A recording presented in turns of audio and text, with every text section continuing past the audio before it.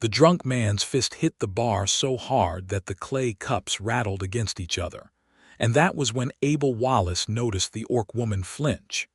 She was sitting at the far end of the common room of the Red Post Inn, alone at a corner table with her broad back to most of the room, nursing something dark in a tin cup. She had a warrior's build, tall, wide-shouldered, the kind of muscle that came from years of real work rather than any vanity, but she wore her strength the way old stone wears moss, like it had simply grown there over time. Her skin was a deep, warm olive green with a faint bronze undertone that caught the firelight well. Her dark hair was pulled back in a thick braid threaded with small copper rings, and she wore fitted warrior's leathers, a snug, laced bodice of dark brown hide over a close-cut shirt of dark green linen, breeches that hugged her legs like a second skin, and knee-high boots with a warhammer hanging from a loop at her hip. She was beautiful in the hard, unapologetic way of something forged rather than grown. Two small tusks curved up from her lower lip, polished smooth. Her eyes, when she had briefly glanced around on entering, had been the color of deep amber. Abel had seen her come in an hour ago. He had been sorting dried herbs at a small table near the window, refilling his traveling kit the way he did at every inn along the Red Post Trade Road, each little linen packet labeled, each tincture bottle stoppered tight, because that was the work of a traveling healer, unglamorous and constant. He had noticed her the way he noticed most things, quietly and with more attention than he usually let on. The drunk man hit the bar again, this time shouting something at the innkeeper about watered-down ale, and the sound cracked through the common room like a board snapping. The orc woman's shoulder jerked. Her hand tightened around her tin cup hard enough that Abel, 20 feet away, could see the slight crumple forming in the metal. Then she went very still, in the deliberate way of someone who has trained themselves to stop the reaction mid-motion and hates that it happened at all. The rest of the room, a cluster of merchants near the fire, 2 road guards playing at cards, a family from somewhere south with sun-darkened skin, paid her no attention. They were all watching the drunk man, or pretending not to. Abel watched her. He had a habit of watching people. Not in the cold way of someone calculating, but in the careful way of someone who had spent his adult life reading bodies for signs of pain, where the tension lived, how the breathing changed, what the hands were doing. People carried their history in their posture, and he was fluent in that language. What he read in her right now was not fear exactly. It was something more complicated, the residue of something old. Something that had once hurt her in a way that a flinch at loud noise did not usually come from ordinary life. A battlefield, maybe, or something before that or after. He did not stare. He went back to his herbs. But when the drunk man lurched to his feet and knocked over 3 clay cups at once, each one shattering off the edge of the bar in a rapid sequence of cracks, Abel was already looking up, and he saw her jaw set and her knuckles go white, and the way she pressed herself almost imperceptibly back against the wall, as if some part of her wanted the wall behind her to have weight. He got up from his table.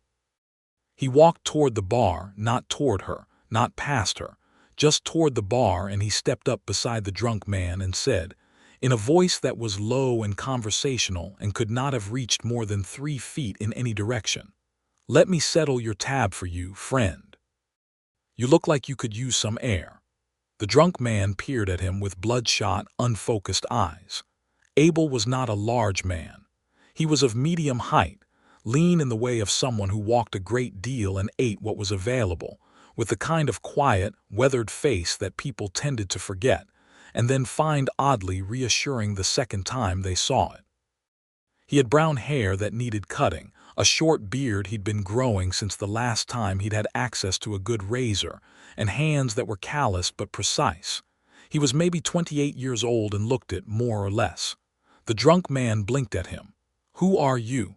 "Nobody important," Abel said, still quiet. "How much does he owe?" He asked the innkeeper, who was mopping up the broken cups with the practiced weariness of a man who had done it many times. The innkeeper named a sum. Abel paid it without complaint. The drunk man was escorted out by two of the road guards who had apparently been waiting for an excuse. The common room settled. The fire crackled. The merchants went back to their conversation. Abel walked back to his table, sat down, and went back to his herbs. He did not look at the orc woman. 30 seconds passed. "That was your coin," said a voice from the corner. It was low, a little rough, and very controlled. Like a river that had been dammed so many times it had learned to flow quietly. Abel finished tying off a packet of dried valerian before he looked up. She was still at her corner table, but her amber eyes were on him now, direct and measuring. "It was," he agreed, keeping his voice at the same low pitch he'd used at the bar. "Why?" He considered that. The cups were loud. A long pause. She was trying to work out what he meant by that. He could see it.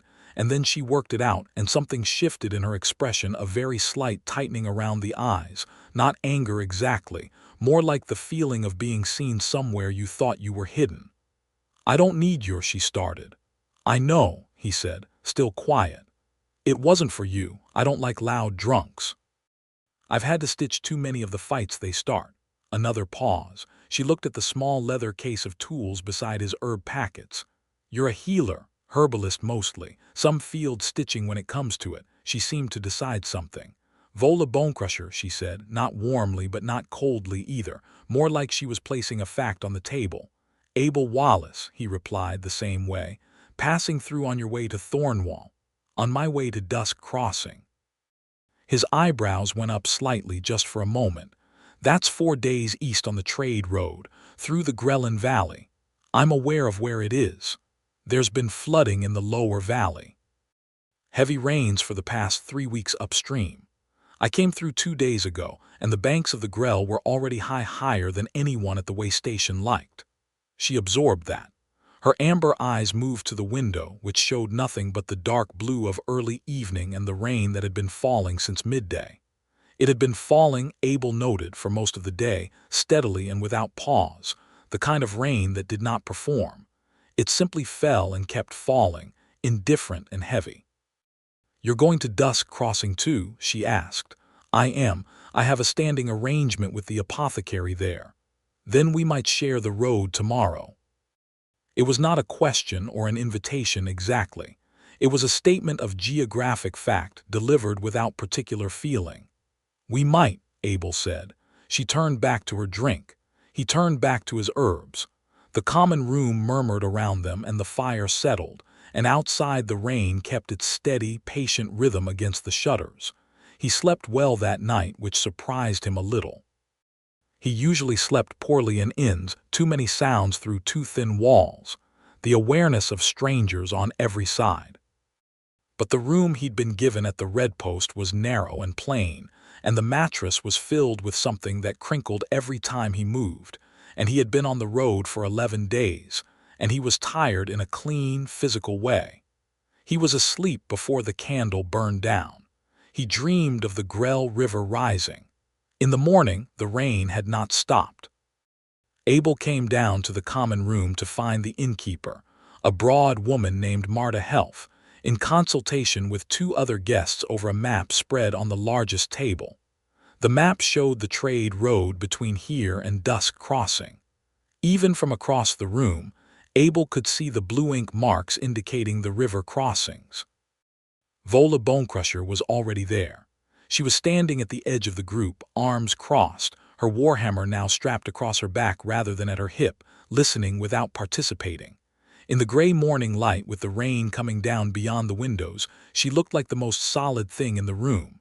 Abel poured himself a cup of something hot from the pot on the hearth and came to look at the map. 3 fords, the innkeeper was saying, pointing at each in turn. Lower Grell is the first one. If that's already high, the others will be worse by the time you reach them. The eastern crossing near Dunmark's farm is stone-bridged, but the last word I had from the east was that one of the bridge pillars was weakening. "How old is that word?" asked a merchant, a stout woman with ink-stained fingers who was looking at the map with professional concern. 5 days. 5 days, the merchant repeated with feeling. Abel studied the map. He had his own reasons for needing to reach dusk. Crossing the apothecary there, Senfero, had been waiting 3 weeks for a specific shipment of compounds that Abel had sourced from a specialist grower 2 territories over. And without them, Sen could not compound the medicines that 24 people in that town relied on for a chest condition that ran rampant in low-lying settlements near standing water.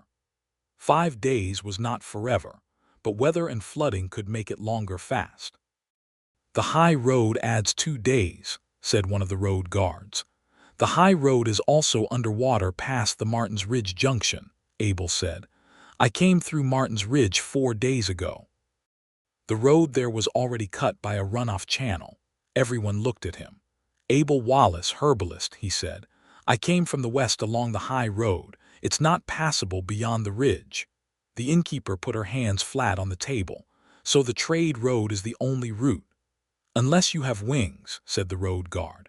The stout merchant began briskly rolling up her map and announced that she was staying put until the weather broke or the inns ran out of ale, whichever came last.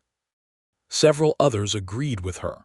The road guards said they had a contractual obligation and would try the fords in the morning if the rain eased. Abel looked at the rain outside. It was not easing. He became aware that Vola Bonecrusher was standing beside him, looking at the same window. "Your medicines can wait," she asked, quietly nodding toward his case. "They can't," he said, equally quiet. 20-some people in Dusk Crossing depend on a compound I'm carrying the base ingredients for. If I don't reach the apothecary before the storm fully cuts the valley, they'll be without treatment for the rest of the wet season. That could be months." She was quiet a moment. He could feel her thinking beside him, or rather he could feel the quality of her silence. It was the silence of someone used to making decisions with incomplete information under pressure. "The fords are crossable now," she said. "High but crossable. By tomorrow they may not be." "That was my read too." She turned to look at him. At this close distance, he was aware of just how much taller she was. 6 feet, maybe 6 and 2, with a presence that took up more space than her physical dimensions alone would account for. There was something about her face in the flat gray light that was striking the sharp line of her jaw, the amber of her eyes, the way her tusks sat against her lower lip, with a kind of effortless elegance that orc features could have when they were not caricatured by fear. She was, Abel thought with the same quiet directness with which he thought most things, a very beautiful woman. "I'll ride with you," she said. "I have business in Dusk Crossing that won't hold either." She paused and then added, as if honesty required it, "And the road guard at the lower Grell Ford will be more cooperative with a healer if there's a warrior standing behind him." Abel's mouth curved slightly. "That's probably true."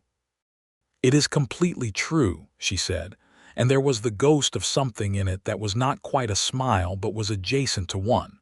They left within the hour. The trade road in the rain was miserable in the particular way that miserable weather was always miserable, which was to say that it was wet and gray, and the mud tried to suck the boots off your feet with every step, and the trees to each side of the road dripped steadily onto whoever was beneath them, and the sky was a uniform, textureless pewter that gave no indication of ever having been any other color. Abel had a good oil-waxed cloak and his hood up. Vola had no cloak at all. She had a pack across one shoulder, her warhammer across the back, and the rain ran off her braided hair and her leather-clad shoulders with an indifference that suggested she had either done this many times or simply decided the rain was not worth her attention. They had horses. Abel a smallish brown gelding named Bract who was steady if not fast. Vola a broad-chested gray mare who matched her rider's energy by ignoring everything and simply moving. They rode mostly in silence for the first hour, which was not uncomfortable. Abel had learned long ago that silence on a road journey was a resource, not a failure. The first ford, the lower Grell, came into view around mid-morning. There was a road guard station here, a small stone hut and a gate pole across the road, with 2 guards in oiled cloaks sitting under the overhang looking like they would rather be anywhere else. The river itself was visible beyond them, and it was high.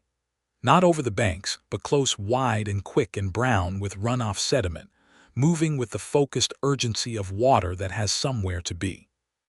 One of the guards straightened when he saw them coming. His eyes went past Abel almost immediately and fixed on Vola, and his posture shifted in the way postures shifted when people were deciding how to be afraid. Abel moved his horse slightly forward, putting himself at the front. He kept his voice very even. "Good morning. We're making for Dusk Crossing, urgent medical cargo. What's the ford depth?" The guard's eyes kept cutting to Vola. "It's the ford is passable, but I'm not authorized to. There's an orc. She's with me," Abel said, still very even. "What is the depth at the ford marker?" A pause. The guard's colleague appeared in the doorway of the hut, also staring. Vola said nothing. She sat her mare with complete stillness and looked at a point in the middle distance with the expression of someone who has waited out better obstacles than this. The guard made a decision, or possibly just ran out of the energy to make another one. Depth marker shows 4 feet at the crossing line. Current is stronger than usual. Your horses should manage if they're steady. "Thank you," Abel said.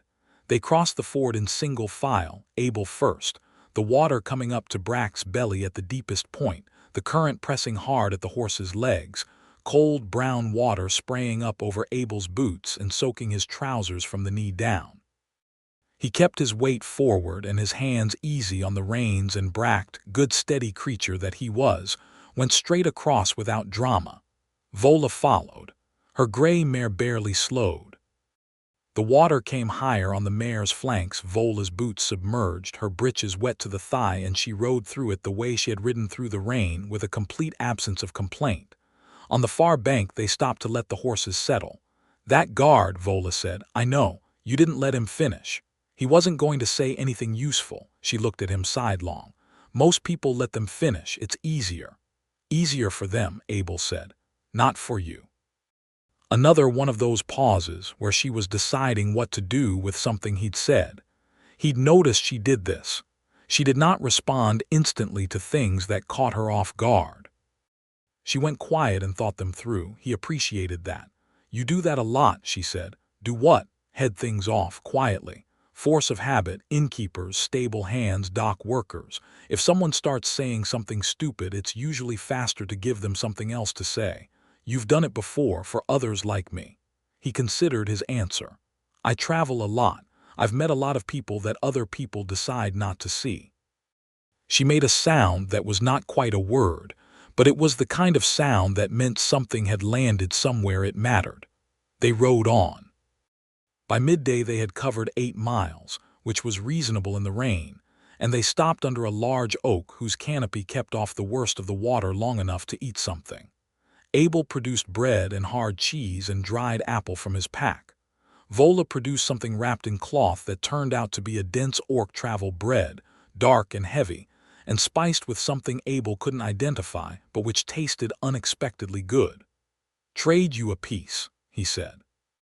She gave him a look of faint surprise, then cut a piece with a belt knife and exchanged it for his bread. They ate in companionable quiet, horses tied loosely to lower branches. "What's your business in Dusk Crossing?" he asked.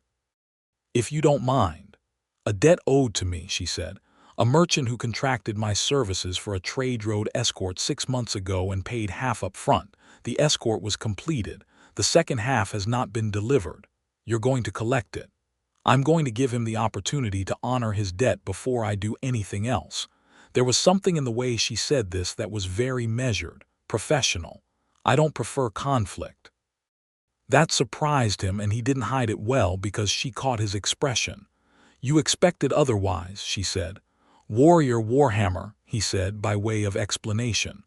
"Warriors fight when they must," she said. "Anyone who prefers it is either young or has seen very little war." He thought about that. "How old are you?" 26. "You?" 28. She ate a piece of his cheese without comment. He ate her bread. It was deeply satisfying in a way he hadn't expected. "Have you been at the Red Post Inn before?" he asked. 3 times. It's the most reasonable stop on this stretch of road." The innkeeper doesn't comment. "Doesn't comment on what I am." She said it without self-pity. It was a statement of the calculus she ran at every stopping point. Abel nodded. He had never had to run that calculus and was aware of that fact. Marta Helf is a good innkeeper, he said.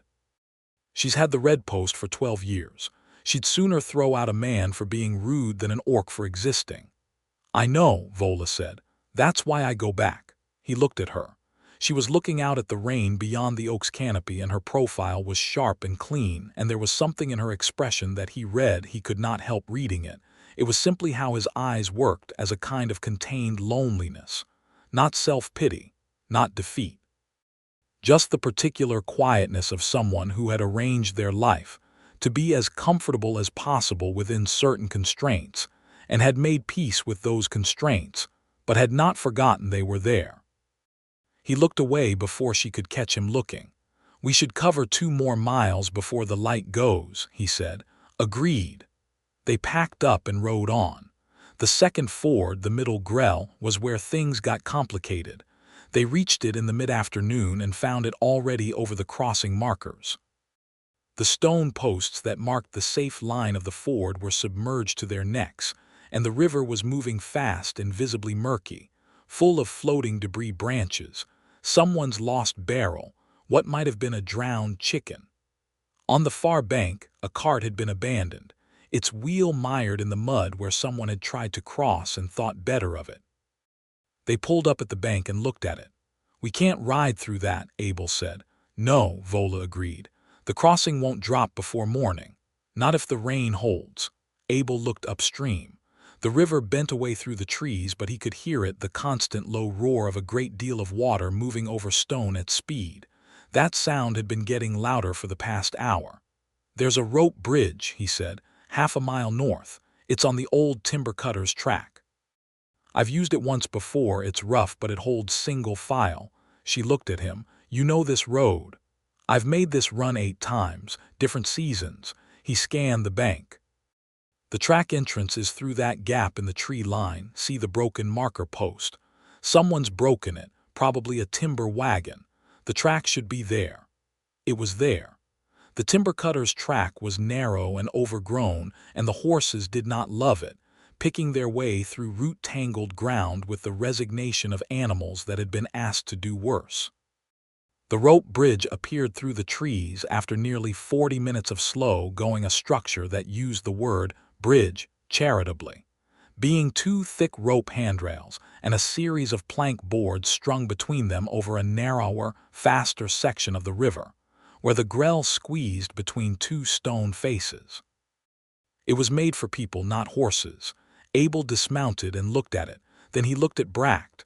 Bracht looked back with the deep, soulful expression of a horse who knew what was coming and had opinions.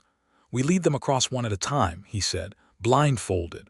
I'll go first, Vola said, already dismounting. They don't know you. She paused, one hand on her mare's neck. The mare leaned into her hand like a dog leaning into a pet, completely without guile. This one knows me, Vola said, with a quietness that was almost fond. She tore a strip from her pack cloth knot, Abel noticed, from her clothing, and wrapped it gently around the gray mare's eyes. Then she spoke to the mare in a low, rolling murmur that Abel couldn't make out, the kind of sound that had no meaning in language but every meaning in tone, steady, slow, deliberate. The mare's ears came back and then gradually forward. Vola took the bridle and walked onto the bridge. Abel watched. The bridge swayed. Vola walked without hesitation, her weight distributed perfectly, one hand on the rope rail, the other on the bridle. The mare followed, trusting the hands and the voice, not looking down, not seeing the rushing brown water 6 feet below, just moving step by step because the person she trusted was moving ahead of her and speaking her low or cadenced sounds. They reached the far side. The mare shook herself and bumped her nose against Vola's shoulder. Bring yours, Vola called back at normal volume, and then something happened that Abel had not been prepared for across the river. She met his eyes and she smiled. Not a careful diplomatic smile or a social gesture. An actual full-faced, unguarded thing with the tusks and the amber eyes and the rain-darkened braid, and it transformed her face completely, lit it from inside. He blinked. He was standing in the rain holding a blindfold made from his own spare shirt cloth and staring across a flooded river. He got Bracht across. It took longer. Bracht had stronger opinions about bridges than the gray mare, and Abel ran out of low, soothing sounds twice and had to resort to describing in exact clinical detail what dried apple tasted like in a very quiet monotone which for some reason worked. On the far bank, Vola's expression had an edge of amusement that she was not quite suppressing. "What were you saying to him?" "Calming things," Abel said. "It sounded like a recipe. It sounded like what it sounded like." Her mouth curved. They remounted and rode another 2 miles before the light failed, finding a traveler's shelter, a 3-walled stone structure with a pitched roof, meant for exactly this kind of delay, and made camp there for the night. Abel got a small fire going in the stone ring at the shelter's center, while Vola saw to both horses with a practical efficiency that told him she'd cared for animals her whole life. He heated water in a folding tin cup and made a loose herbal preparation from his kit, something warm and slightly spiced that was better than nothing on a cold, wet evening. He made 2 cups. He set one on the flat stone beside her without a word when she sat down. She looked at it, then at him. "What is it?" she asked. "Dried elderflower, a little dried ginger root, honeycomb, warming, good for sitting in wet leather for 8 hours. She picked it up and drank from it slowly, and he watched her expression do something quiet and unguarded for a moment which he carefully did not remark on. "You do that often?" she asked. "Make camp preparations, occupational habit. Make them for other people." He thought about it. "Not enough people ask," he said finally. "Or they don't notice when I do." She looked at him over the rim of the tin cup, and the firelight was in her amber eyes, and he thought again about the smile on the far bank of the rope bridge, and decided that this was a good evening despite everything.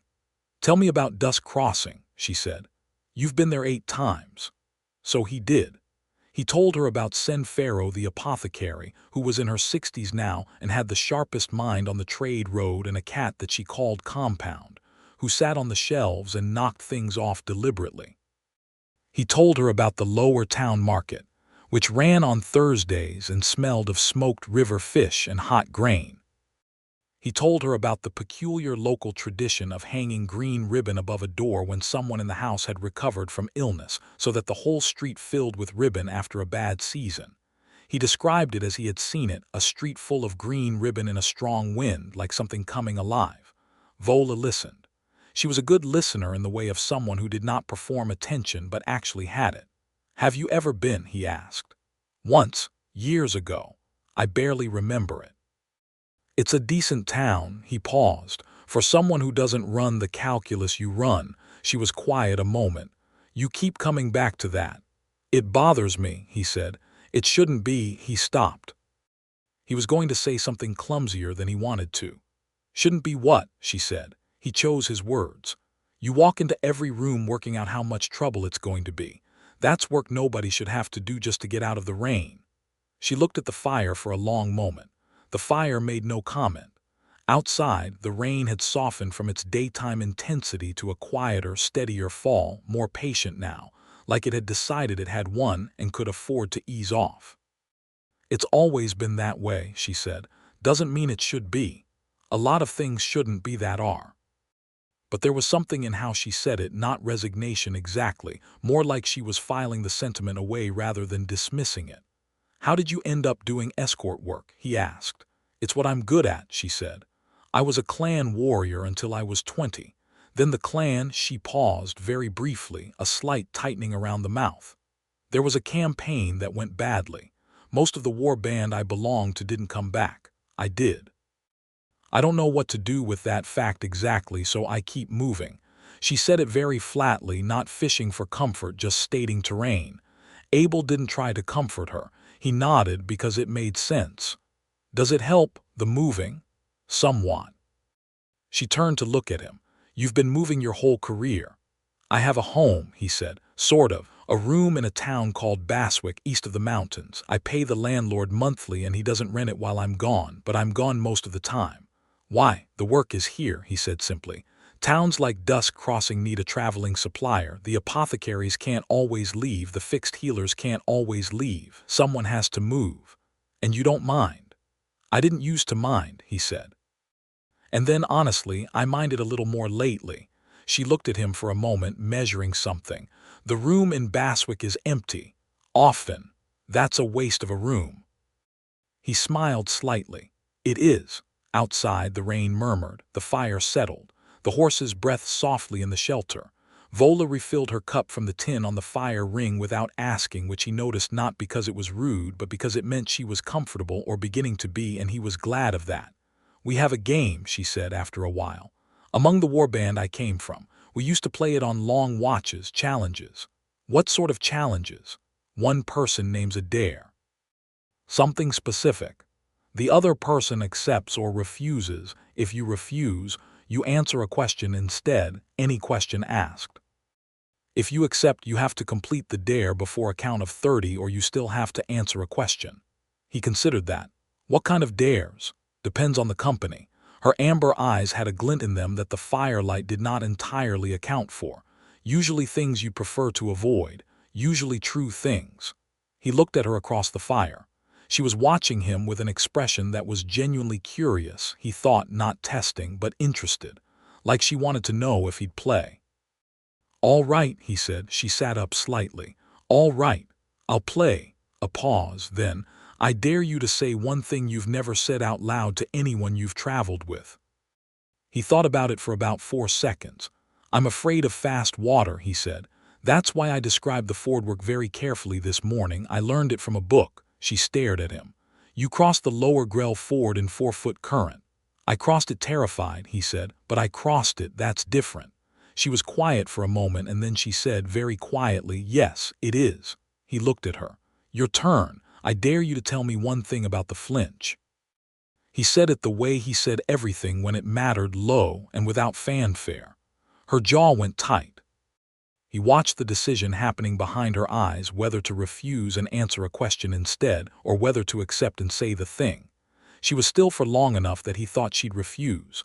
Then she said, it was a siege horn, the kind they used at the Battle of Redmere 4 years ago. Our position was overrun and the horn blew 3 times in sequence, and everyone on our side knew what that meant. She paused. It didn't go well after that. She said it completely flat. I flinched for months after. It's better now, mostly. Another pause, sudden loud sounds. I know, he said, I noticed. Last night at the bar. Yes, she looked at him. Most people don't notice. I notice things, he said, and I kept my voice down after. She was very still. The fire settled. I noticed that too, she said, and her voice was not quite as controlled as she meant it to be. They sat in the quiet for a while, the fire between them, the rain outside, the horses breathing. Your question, he said. If you want to ask one. She looked at the fire. Why do you travel to Dusk Crossing 8 times, the same run? Most healers would find a different circuit. Sen reminds me of my grandmother, he said. She died when I was 12. Sen doesn't know that. But I make the run because I like sitting in her shop and drinking terrible tea and listening to her argue with the cat. Vola looked at him for a long time after that. Go to sleep, Abel Wallace, she said at last, and her voice was something he hadn't heard from it before, a warmth that was barely contained, like something that had been looking for a way through for a while. He went to sleep. In the morning, the rain had broken. Not stopped, a light drizzle persisted. But the wall of water quality of the previous day was gone, and through the trees to the east there was a pale strip of light at the horizon that was not nothing. They were on the road before full sunrise, riding at a good pace now that the worst of the mud had a night to firm up. Abel's trousers were still damp from yesterday's ford crossing and would remain damp, and he had made peace with that. The third ford, the eastern Grell crossing near Dunmark's farm, was 2 miles out from Dusk Crossing, and it was where they ran into the real problem. They heard it before they saw it, a different quality of water sound, lower and more continuous, not the rushing river they'd grown familiar with, but a broader, heavier rumble. Then the tree line opened up and they pulled their horses up short. The ford was gone, not flooded, transformed. The whole low valley ahead of them was under water, a slow brown sheet maybe 2 feet deep, covering what had been fields and the road and the ford itself, with the tops of the ford markers just visible as stubs above the surface. The stone bridge to the North Dunmark's bridge was still above water, but barely, and as Abel looked at it he could see what the innkeeper had described. One of the near pillars had a crack running visibly up from the water line, wide enough to see from 40 feet away, and the water was pushing against the bridge deck hard enough that the planking vibrated with a sound like low, continuous thunder. And on the bridge, in the middle of it, there was a wagon. A loaded wagon, 2 horses hitched to it, and 3 people, a man and a woman and a young man who might have been their son, clearly having tried to cross and having discovered that the bridge was failing and now being unable to back out because the flooding had risen behind them, and the bridge's cracked pillar was the only thing between them and the river, taking the whole structure apart. One of the horses was panicking. The wagon was rocking. The young man was gripping the railings and shouting, the sound of his voice carrying back to them thin and scared over the water noise. Vola was already moving. She had her mare turned and was scanning the bank for something, and Abel was about to ask what when he saw it too, a coil of rope tied to the flood marker post, left by a previous traveler, standard emergency equipment. Long enough maybe, barely. "Rope," she said. "Go, I'll take the end." Abel dismounted, yanked the rope free from the post. It was thick river rope, stiff with water but whole, and threw one end to Vola. She caught it and tied it around her saddle horn with 3 wraps of practiced efficiency, then looked at the bridge. "I can pull the wagon back," she said. "If I can get the rope to the wagon tongue. The mare will hold the weight if the ground's firm enough here." "The bridge is going to go," Abel said. He was looking at the pillar. The crack was wider than it had been 30 seconds ago. He could see it, a new dark line extending upward through the stone with a slowness that was more frightening than fast would have been. "I know," she said, "which is why I'm going now." She looked at him, he looked at her. "Don't," he said, "I'll be quick." "Vola, tie off the other end to your horse," she said. "Bract is steady. If the bridge goes and I go into the water, pull me out." "Can you do that?" He stared at her. His heart was doing something very loud and unwelcome in his chest. "Yes," he said. She nodded once. Then she was off the mare and on the bridge in the same movement, running, not charging, but moving with a controlled speed that was something to see. The warhammer redistributed across her back for balance, the rope in her hands paying out behind her as she ran the span of the bridge toward the wagon. The people on the wagon saw her coming. The man made a sound that was probably meant to be a warning about the orc approaching, and then Vola was already there, grabbing the wagon tongue and looping the rope around it in 3 fast wraps with a bowline knot that she tied with both hands from memory, and shouted back at Abel in a voice that was loud enough to carry but controlled enough not to crack. "Pull. Tell the mare to hold." Abel shouted the order to both horses. Bract sat back on his haunches with the reliability of a trained animal. The gray mare dug her hooves into the bank and heaved. The wagon moved.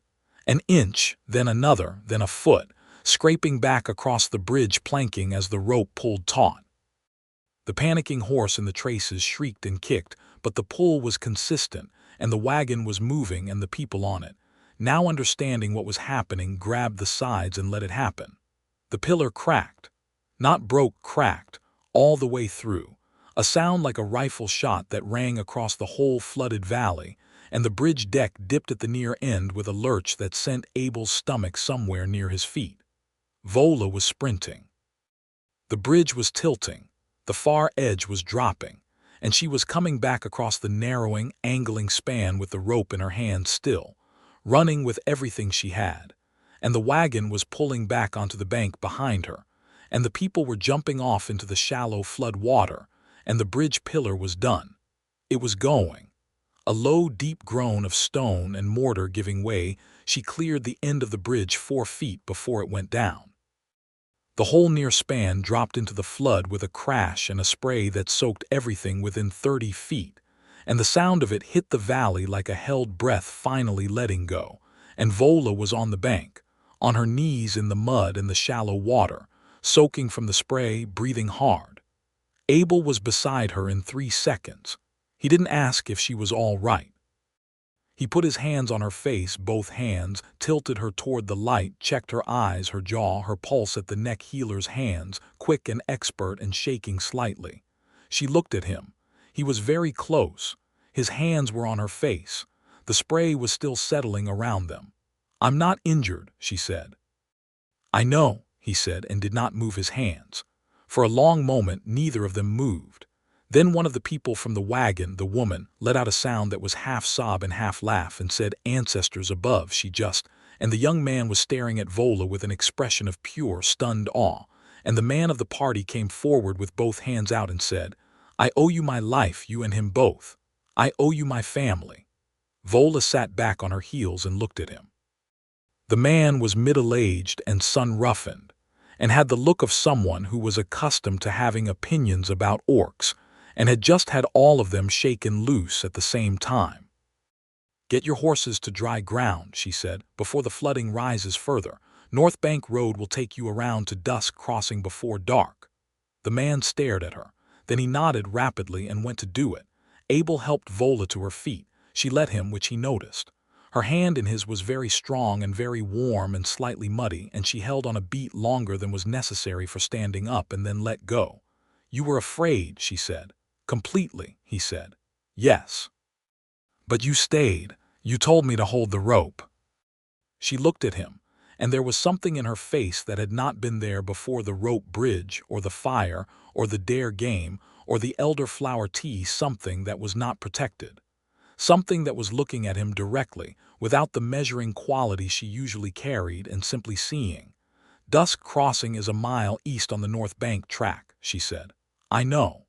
Then let's finish the road."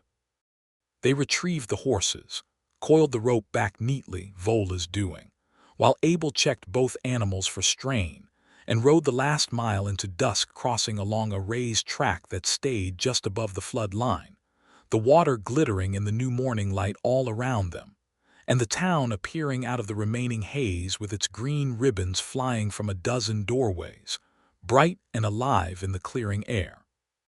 Abel delivered his compounds to Sen Pharaoh, who was 80 if she was 60, and who greeted him at her shop door with "About time, Wallace. The whole lower street's been hacking for a week," and who noticed Vola with a very sharp look and said absolutely nothing about it except to offer them both terrible tea, which they both accepted. The cat-named compound knocked 3 things off a shelf. Abel watched Vola look at the cat, with an expression he had never seen on her face before, which was the expression of someone who finds something funny and is not sure if they're allowed to. "Go ahead," he said quietly, and she laughed, a real one, short and low, not at all what he'd expected, and Sen looked up sharply and something passed over the old apothecary's face that was pure satisfaction. Vola tracked down her merchant that afternoon. She found him at the lower town market, the Thursday market, in full swing, smelling of smoked river fish and hot grain, exactly as Abel had described it. The merchant was a round, prosperous-looking man named Helwick, who had the expression of someone who had been hoping she would not appear. Abel was not invited to this meeting, strictly speaking, but he was there, because the market was where he was restocking herbs anyway, and because he positioned himself at a stall roughly 20 feet away and watched. He watched Vola stand across a market stall from Helwick and speak to him in a very quiet, very level voice for approximately 2 minutes. He watched Helwick go through several colors. He watched a purse change hands. He watched Vola receive it, weigh it in her palm with one raised eyebrow, the eyebrow of a woman who has counted her due, and then give Helwick a very measured nod and walk away. She came over to the herb stall. She did not acknowledge what she'd just done. She picked up a bundle of dried rosemary and said, "Is this any good or is it old?" "Needs the stems trimmed, but the leaves are fine," Abel said. She put it down. "Clean settlement?" he asked. "Full amount, interest included." A pause. "He tried to short me by 1/3. The eyebrow worked." "The eyebrow always works," she said, and there was the edge of that smile again, and he was coming to think that smile was the most honest thing he'd encountered in a very long time. They had dinner that evening at a proper in a different one from the Red Post, with a larger common room and a fireplace big enough to roast a whole pig in, and actual cushioned benches. Pharaoh had told them about it with the pointed generosity of someone who was managing two people who hadn't slept in a real bed in 2 days. They sat across from each other and ate properly, hot food, and the dare game came up again. It came up naturally, the way it had come up the first night, as if it had already established itself as the language they used for real things. "My turn," Abel said. "I dare you to tell me one thing you're afraid of." She looked at him. She had ordered something with spiced lamb in it, and the candlelight was doing interesting things to her face, to the amber of her eyes, to the copper rings in her braid.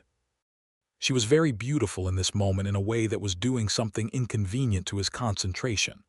"I already told you about the horn," she said. "That's a reaction. I mean something you're afraid of, the future kind." A pause. "Not having somewhere to go back to," she said. "Not having a place that knows me." She paused again.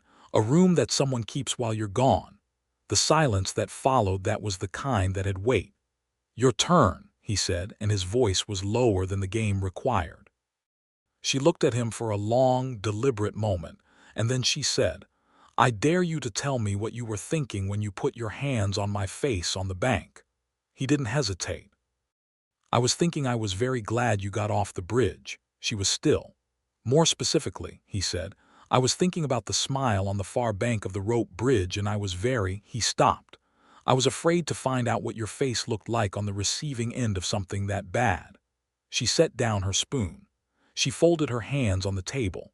She looked at him with the full weight of those amber eyes, and there was nothing measured in it anymore, nothing calculated. "Ask me something real," she said. He looked at her across the table in the warm light with the fire at his back, and he said very quietly, "Would you come back this way? After you've gone wherever you're going next, come back this way." A long, long pause. "I was going north," she said. "North has roads that loop back." "It does," she said. "The Red Post Inn is a reasonable stopping point." "I know where the Red Post Inn is," she said, and there was something in her voice now that was warm and direct and entirely, fully aimed at him. They finished dinner. Outside, the flooding was at its peak. The lower streets of Dusk Crossing had 2 inches of water in them, and the green ribbons on the upper streets were flying in a wind that was clearing the clouds east, and the stars were beginning to appear in the west for the first time in 3 days, hesitant and then confident. He walked with her through the upper streets, away from the flood, and it was the first time they had walked next to each other rather than ridden, and the difference was something he was aware of, her shoulder near his, the sound of their footsteps finding the same rhythm. They stopped outside the inn. The street was empty except for a cat. She turned to him. "Abel," she said. Just his name, but the way she said it was different from the way she'd said it on the road. It had gravity to it now, like she'd found the right weight for it. "Vola," he said, the same way. She reached out and touched his jaw with one hand, the backs of her fingers, very light, tracing from cheekbone to chin. And it was the touch of someone who has been thinking about doing something and has decided to do it, and the deliberateness of it hit him somewhere underneath the breastbone. He caught her hand before she could draw it back, kept it there, warm and large against his face. "I'll be back through in 3 weeks," she said. "I'll be at the Red Post in 3 weeks," he said. She looked at him. He looked at her. The stars above Dusk Crossing were coming out in force now, and the wind had a clarity to it that 3 days of rain had earned, and she was right there, and everything in the situation had built to this point with a logic so straightforward that it barely needed acknowledging. He kissed her, or she kissed him. It was genuinely unclear who moved first, because they moved at the same moment, and it was not gentle. It was exactly the way people kiss when they have been through 2 flooded fords and a collapsing bridge and a dare game and several honest conversations in a rain shelter, which is to say with a kind of relieved, grateful, immediate intensity that put everything theoretical firmly in the past. She pulled back after a moment, her hands still near his hands having found her waist at some point in the interim, and looked at him with an expression that was wide open and a little surprised at itself. 3 weeks, she said. 3 weeks, he confirmed. She went inside. He stood on the street for a moment and looked at the stars, and the cat walked past him with the indifference of cats, and he walked back to his own in feeling like something had resolved that had been pending for a very long time, far longer than 2 days on a trade road. She was at the red post in 3 weeks. He was at the red post in 3 weeks. Marta Helf gave no indication of surprise at either of them, or at the fact that they requested rooms on the same floor. She had run an inn for 12 years and she knew how the road worked. The months that followed were not simple. They rarely were in that world in that season, but they were good. Vola had worked in the north 2 more escort contracts, a border watch posting that ran 6 weeks, a job that took her into Orc territory in the Stoneback Hills that she described to him afterward with a brevity that told him it had not been without its difficulties but that she had managed them. She wrote to him. Her letters were short and specific. She was not a woman who used 20 words when 4 would do, but they came, which was the thing that mattered. They came to whatever inn or way station he'd listed for the current stretch of his circuit. He wrote back. His letters were longer. He had always been more comfortable with written words than spoken ones, and he told her about towns and patients and strange ingredients, and the things he saw from the road. He told her about a woman in a village west of Thornwall who had grown a compound specifically for wet lung conditions that was better than anything in his current formulary, and how he had spent 2 days learning from her in exchange for treating her husband's knee. He told her about a night he'd spent in a tree because the road was briefly impassable due to a herd of wild boar, which he described with more dignity than the situation probably warranted. He did not write about the fact that the room in Baswick was on his mind more than before. He saved that for in person. They met 4 more times before the winter set in, twice at the Red Post, once at a way station town called Milford that was halfway between their respective circuits, once at dusk crossing again, where Sen Pharaoh looked at them both sitting in her shop and said, "About time," to nobody in particular, and refilled their cups without being asked. At Milford, the dare game had progressed past safe territory in the way that such games do when 2 people have been building towards something for months, and the inn they'd stayed at had thicker walls than the Red Post, and the evening had gone slowly and then not slowly at all, and Vola had looked at him at one point in the candle-lit dark with an expression that was open and deliberate and hungry in a way that was not complicated. That was simply what it was. A powerful woman who had decided she wanted something and was not going to pretend otherwise. He had not pretended otherwise either. Afterward, she had said his name in the quiet, just his name, and he had felt it the same way as on the street in Dusk Crossing, like she'd found the right weight for it and had been keeping it for when it mattered. He lay on his back in the dark with his arm around her and her head on his shoulder, and he thought about the room in Baswick and about what a room meant, and about her saying not having somewhere to go back to, and about the dare game, and about how the things he was most afraid of were the ones he didn't let himself articulate, and then he articulated the one he'd been carrying since somewhere around the rope bridge. "I want to stop moving," he said. She was quiet. "Not stop working," he said. "Just have the circuit end somewhere rather than just looping a pause with you in it." She was still quiet and he was aware of his own heartbeat in the silence doing the loud thing again. "Your Baswick room," she said, "it's small.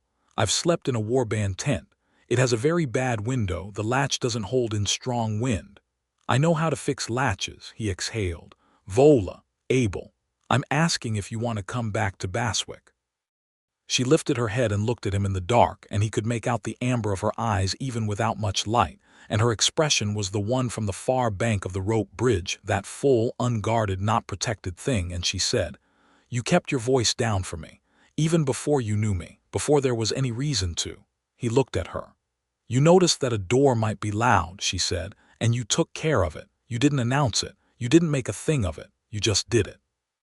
Every time. She paused and her voice was very quiet now. Nobody does that.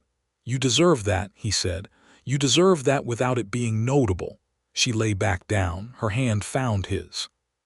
She held it with the particular grip of someone who has been holding things alone for a long time and has finally found something worth holding. Baswick, she said after a while. Baswick, I'll need to finish the Stoneback contract. I know I need to complete the spring run, 3 months more or less. 3 months, she said. Then Baswick, he said. Then Baswick, she agreed. He kissed her hair. She did not move away from it. Outside the window of the Milford Inn, the first frost of the season was settling on the road, and the stars above it were dense and brilliant and entirely indifferent to the plans of two people with complicated pasts, and a small room in a town neither of them had been to in a while. 3 months was 3 months. The spring circuit was not uneventful. It never was, which was the nature of a traveling healer's work. There were 2 detours caused by banditry on the South Road that pushed his schedule by 2 weeks. There was a late snowfall in the pass above Martin's Ridge that he waited out for 4 days in a way-station hut with 3 other travelers, and the singular comfort of having letters from Vola to read and reread. There was a patient in a small settlement near the Grell who had a leg wound going bad fast that Abel spent 3 days treating, staying until he was sure the infection was turning, because that was what the work meant. He was at the Red Post Inn when she arrived, which was not the plan. The plan had been Baswick, but she was 2 days ahead of schedule because her last contract had ended early, and she had known he sometimes stopped at the Red Post on his way east, and she had come there first. Marta Helf let him know with a look when he came down to the common room in the morning, just a slight movement of the innkeeper's eyes toward the corner table, where Vola Bonecrusher was sitting with her tin cup and her warhammer across her back and her dark braid with its copper rings. She was wearing the same fitted leathers. She looked exactly like herself. Her amber eyes found him immediately, the way eyes find things they've been looking for. He crossed the common room without hurrying but also without delay, and she looked up at him with that smile, the real one, the full one with the tusks and the amber and the light, and he sat down across from her and said nothing for a moment because some things did not need to be said first. Then, your contract finished. 2 days early, she said. I came here. I was going to go to Baswick. I know I'm going to Baswick, a pause. With you. He looked at her across the table in the Red Post common room, with the morning fire going and the rain having finally, decisively stopped, and everything exactly as ordinary as an inn in the morning should be, and nothing ordinary about any of it. One condition, she said. Name it. The latch on the window gets fixed before winter. I'll do it myself, he said. You'll help me do it, she corrected. I know how to fix latches, you know herbs. We'll each contribute our strengths. He felt something in his chest that was not dramatic, that was not the rope bridge kind of feeling, just warm and settled and completely certain. Deal, he said. She pushed a cup across the table at him. She had already gotten him one. He hadn't seen her do it. She had just done it quietly, the way you did things for people you knew without needing to announce it. He drank from it. It was terrible. The Red Post's morning tea was always terrible. It was perfect. They left for Baswick that afternoon, riding east on a road that had dried out and firmed up and had the particular quality of late spring roads, which was alive and slightly reckless, wildflowers in the verges, birds everywhere, the light coming through the new leaves in pieces. Vola rode her gray mare. Abel rode Bract. They rode side by side because the road was wide enough. The route to Baswick took them through 4 towns. At the first, the gate guard took one look at Vola and began the process of puffing up and deciding things, and Abel said, mildly, before the man had finished drawing breath, "She's with me. I'm the healer that supplied your apothecary last season. I can check your roster if you need confirmation." The guard deflated. They went through. At the second town, there was no problem at all. Just a market day crowd that parted around Vola the way crowds parted around confidence. Because she had learned long ago that the most useful thing confidence could do was move through space without apologizing for it. At the third town, an older man outside a tavern said something that Abel did not quite catch but which had the shape of a slur. He stopped, turned, and looked at the man with a look that was not aggressive and not heated, just very direct and very still, and said quietly, "I'd choose different words if I were you." Then he walked on. Vola had not slowed, but she glanced at him when he caught up, and there was something in that glance. "You didn't have to," she said. "I wanted to," he said. She rode for a moment. "The guards on the Grell Ford," she said. "The market at dusk crossing, the man just now." "I know," he said. "Every time," she said. "Every time," he said. She was quiet for a stretch. Then, "You know I don't need it." "I know you don't need it," he said. "That's not the point." She turned her head and looked at him, the direct, amber, unguarded look, and she said, "What is the point?" He thought about it honestly. "You've been running the calculus your whole life," he said. "I want to be someone who takes a few of those problems off the table, not because you can't handle them, because you shouldn't always have to." The road ran through a stand of birch trees, and the light came through in moving pieces, and her face was in that shifting light, and she was looking at him with something that was past the calculation, past the armor, past the controlled deliberateness of someone who had been managing the world's opinions of her since she was 20 years old. She pulled her mare to a stop. He pulled, bracked up beside her.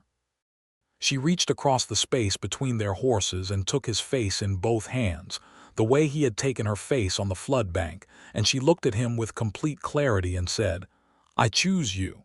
That's the only reason. Not gratitude, not debt, not convenience. I choose you because you are exactly who you are and you are who I want." He put his hands over hers, warm and rough and certain. "I choose you," he said. She kissed him in the birch trees with the light moving over them, and the horses stood with the patient indifference of horses who have accepted that journeys sometimes pause, and the road to Baswick ran ahead of them, clear and dry and waiting. Baswick was a town of moderate size, not large enough to be proud of itself, but established enough to have a market twice a week and a genuine apothecary and a good smith and a few decent streets. Abel's room was on the second floor of a boarding house that smelled of wood smoke and the dried herbs he kept on the windowsill and the particular stillness of a space that was used to being empty.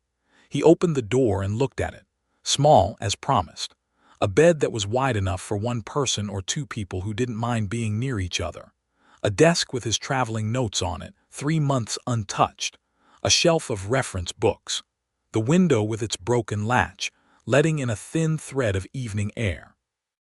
Vola looked at it from the doorway. "It needs a second hook on the wall," she said, "for a second pack. And a chair. The chair at the desk can be moved. And possibly another lamp. I'll get one at the market." She stepped inside.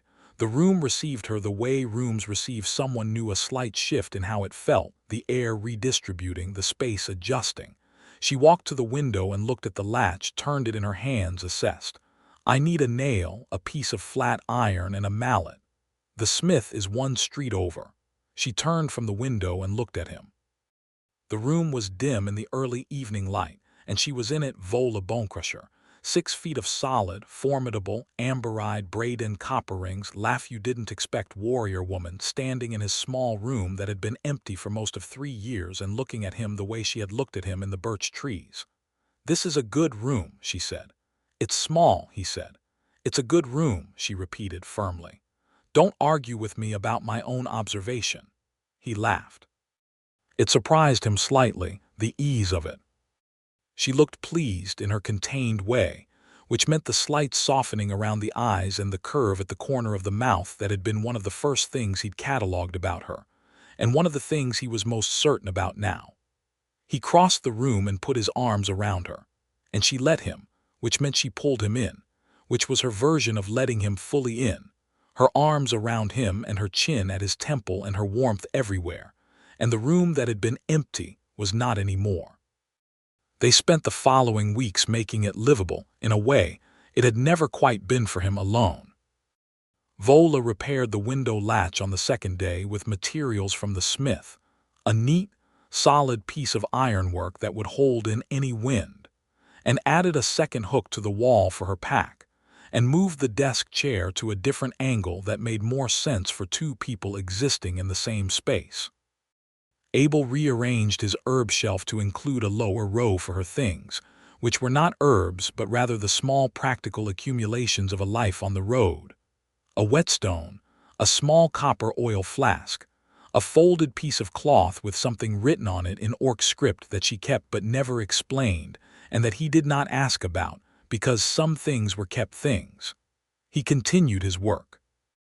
The spring run was done, and the summer circuit was different shorter, looping through towns closer to Baswick rather than the full trade road stretch. He came home at night, which was a phrase he had not used without self-consciousness in years. She was home some nights and not others, because she took local escort work in the region while she was establishing herself in the area, and she was good at it, and word traveled in the way that word traveled in trade towns where reliable warriors were always in demand.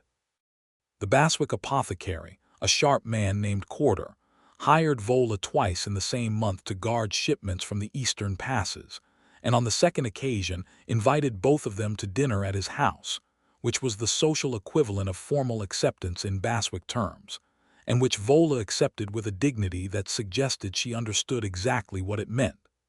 The town's reaction to her was not uniform, as towns' reactions to orcs rarely were.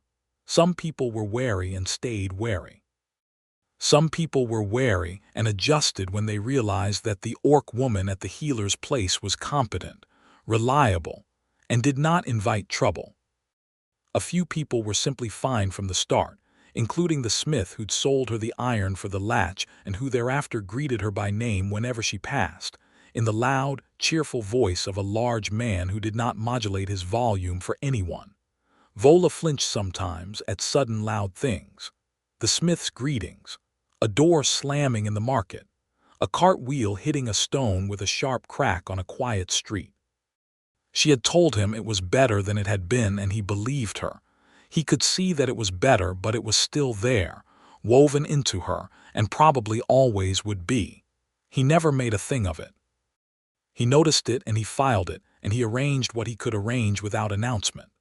The boarding house landlord, who was a man named Pierre who had no strong opinions about anything, and whose primary virtue was that he managed his property with complete neutrality, had a habit of calling up to rooms in a carrying voice when there was a delivery. Abel had a quiet word with him in the first week, explaining that his partner was a light sleeper and startled easily, and could Pierre knock rather than call. Pierre shrugged and knocked from then on, no drama, no comment. Small things, done quietly, not because Vola couldn't manage, but because she shouldn't always have to. He held that distinction and kept it. She noticed. She noticed everything he did, with the attention of someone who had not been looked after like this before and was learning to trust that it was real. He knew she noticed because occasionally she said things, small things, oblique, not the direct statements of the dare game but the everyday kind that told him. You moved the market chair to the quiet side.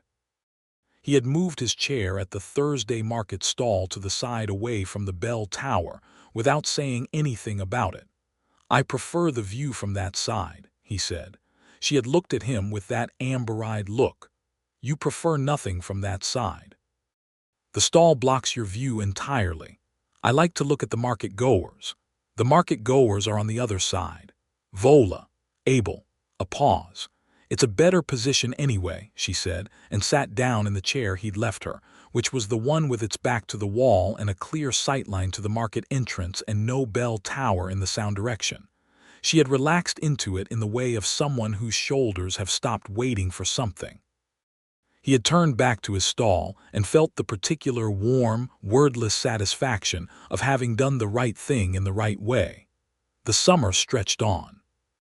They had good weeks and ordinary weeks and one week that was neither, when a dispute between two local trading families spilled into the street outside the boarding house late at night and became a shouting match that lasted long enough for Abel, half awake, to hear Vola's breathing change in the dark beside him and feel the particular stillness of her going very controlled.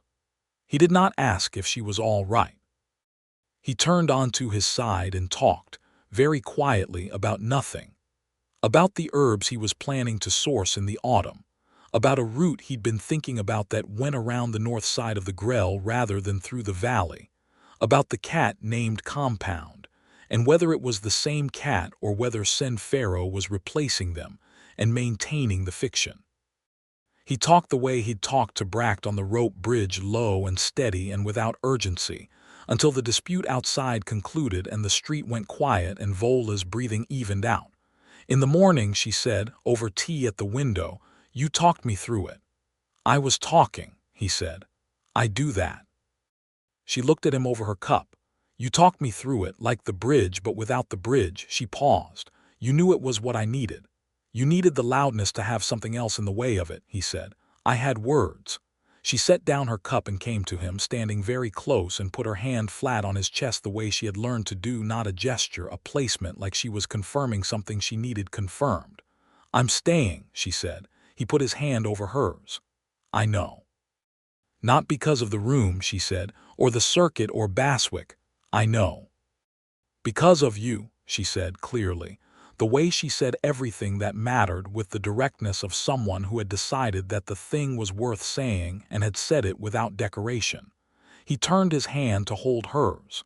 "I'm staying because of you too," he said. They stood at the window of the small room in Baswick, with the morning light coming in through the now well-latched window, and her hand in his, and the market beginning its Thursday sounds in the street below, voices and cart wheels and a bell somewhere in the east quarter, distant enough not to matter. And it was a perfectly ordinary morning that was worth more than any dramatic one. The autumn brought its own rhythms. Abel completed his last long circuit before the cold set in 15 days, northeast and back, past Dusk Crossing, where Senfero demanded he stay 2 days and drink terrible tea and let the cat sit on his reference books, and where he restocked the compound Sen had been waiting for, and felt the rightness of the work the way he had always felt it, unchanged by anything else in his life having changed. The work was still what it was. He was still who he was. He was just less alone than he had been. Vola, when he came back, had done something to the room in his absence. She had added a second lamp, as discussed. She had also, without comment, replaced the curtain on the window with a heavier one that kept out the cold season drafts, and she had obtained from somewhere a small rug for the stone floor beside the bed that was dark green and considerably warmer underfoot in the mornings than the bare stone had been. He stood in the doorway and looked at it. "The curtain," he said. "The old one was insufficient," she said, not looking up from the whetstone she was working. "The rug. I got it from the market." It was practical. "Vola," she looked up. "You made the room yours," he said. She held his look for a moment, then very simply, "I made the room ours."